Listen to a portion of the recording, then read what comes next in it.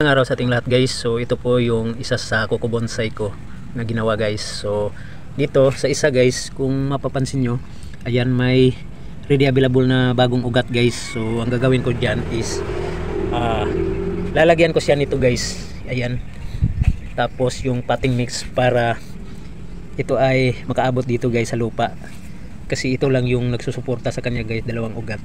Kasi dati guys, ito lumabas itong dalawang ready available na ugat guys. So hindi ko siya nilagyan ng potting mix, so hindi siya umabot dito sa lupa. So dyan lang siya nag-matured. Yan, dyan lang siya nag-matured. So ang gagawin ko, lalagyan ko siya ng potting mix. Ito yung potting mix ko guys. So ito po ay lupa, at ito ay vermicast, at ito ay coco peat. So imi-mix ko lang ito guys. Ayan, imi-mix ko lang siya. Ito yung potting mix ko na ilalagay sa kuko bonsai guys. Ito guys,